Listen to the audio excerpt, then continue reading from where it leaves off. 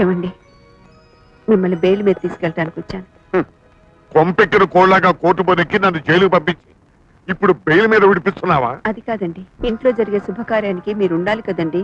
కేసులో ఇరుకులో ఒక పక్క నేనడుస్తుంటే శుభకార్యం ఏమిటే? అదేనండి, మన అబ్బాయి రాజాకి ఆ దిక్కులేని పిల్ల చిట్టికి పెళ్లి జరుగుతుంది. ఓ దేవుడు, పాపం పరాకష్టని ఈ పెళ్లి జరిగితే ఎవరికి పుట్టకతో ఉండదు. ముందు ఆ పెళ్లి ఆపాలి. నువ్వు రమ్మా. ఏమిటా ఇది? తోడబుట్టిన వాళ్ళిద్దరికీ పెళ్లి చేస్తారా? కళ్ళు పోతాయి. ఏమిటయ్యా, రాజా నీ కొడుకే, అమ్మాయి ఈ అమ్మాయి నా కూతురే. నా మొదటి భార్య పార్వతి కన్నం పెట్ట. ఏ పార్వతిని గురించి మీరు చెప్పేది? ఈ పార్వతేనా?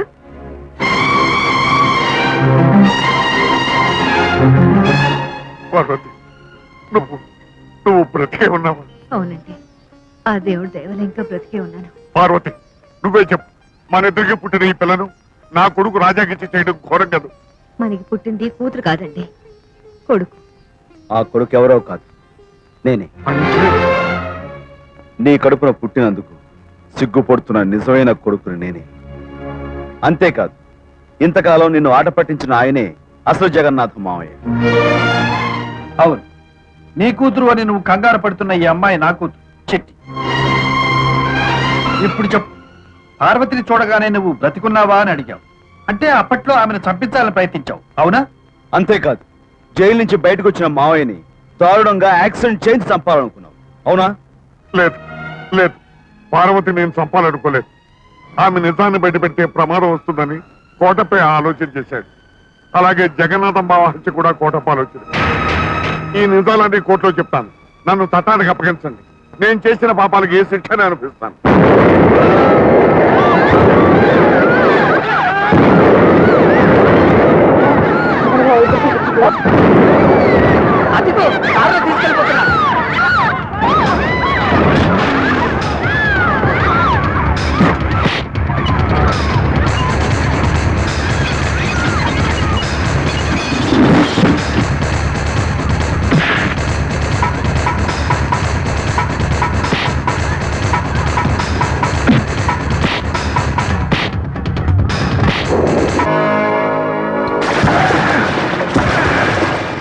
జగన్నాథం, నీ పేరుతో ఉన్న స్థిర చరాస్తులు మొత్తం క్యాష్ తో సహా నా పేరున రాసినట్టుగా సంతకం పెట్టు.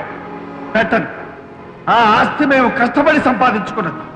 అది నీలాంటి కుక్కలకు దక్కకూడదు. ఇంకా తగ్గలేదన్నమాట పొగరు. రే జగ్గు,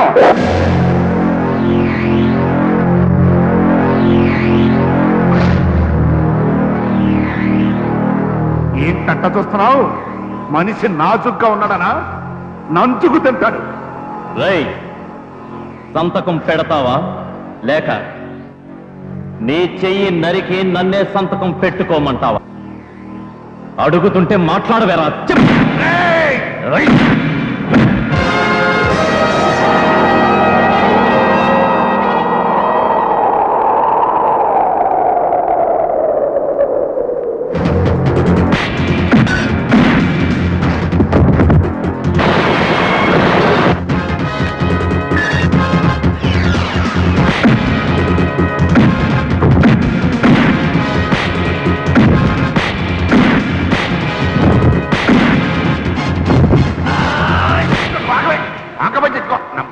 పాపం దండం పెడతాను. నువ్వు ఆవేశపడపోయా?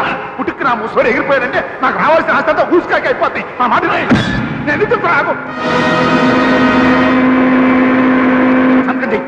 నేను చెయ్యను. ఒకవేళ నేను చేసినా అది చల్లదు. ఎందుకో తెలుసా? ఈ ఆస్తిలో రవి కూడా భాగస్థుడు. అమ్మని అసలు కదా అందుకా చింత అక్కడి నుంచి శిలా విగ్రహంలాగా పిలుచుకుపోయాడు. అయినా ఆడితో ఎట్లా సంతకం పెట్టుకోవాలి నాకు బాగా తెలుసు కానీ ముందు నువ్వు ఉంటావు పోతావు. సంతకం చేయి. సంతకం చేయదు బాబు.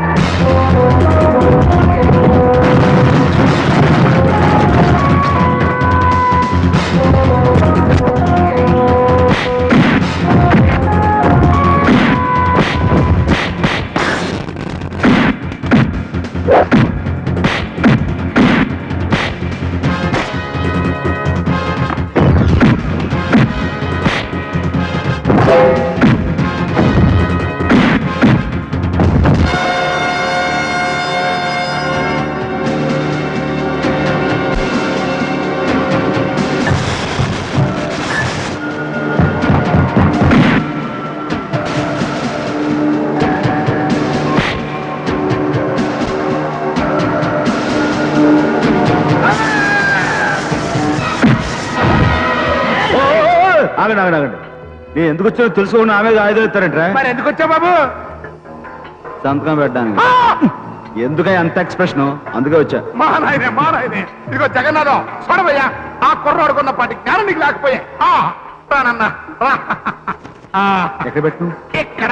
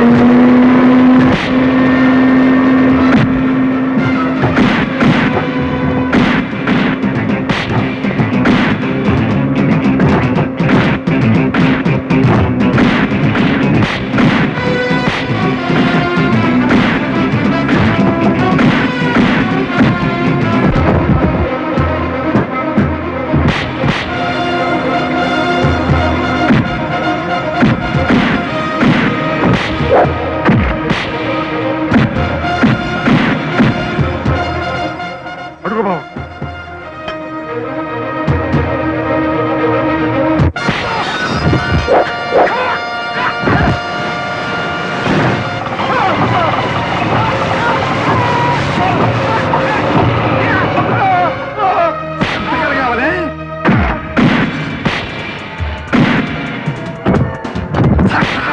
ఓడి రోడ్డు సంతకాలు తాలో బాబా కొట్టు అందా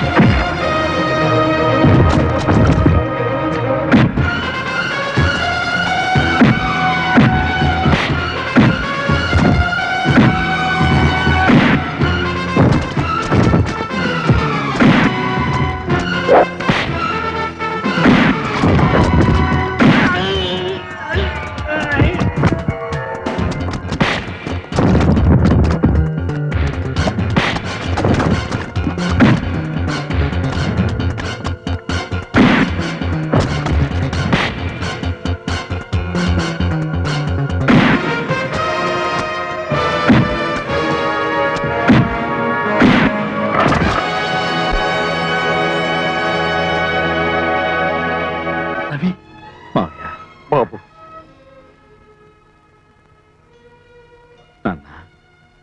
బాబు రవి బావా నేను చేసిన తప్పులకు నన్ను క్షమించు ఆ దుర్మార్గుడు నేను కలిసి పోలీసులకు సరెండర్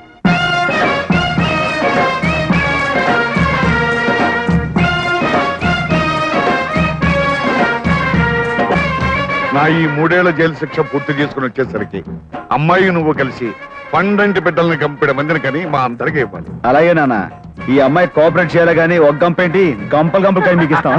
ఓయ్ అల్లుడు, ఆవేశపడి కంపెడి పిల్లల కంటే డేంజర్. అసలే మన దేశ జనాభా బాగా పెరిగిపోయింది. ఆలోచించు. కరెక్టే మావయ్య.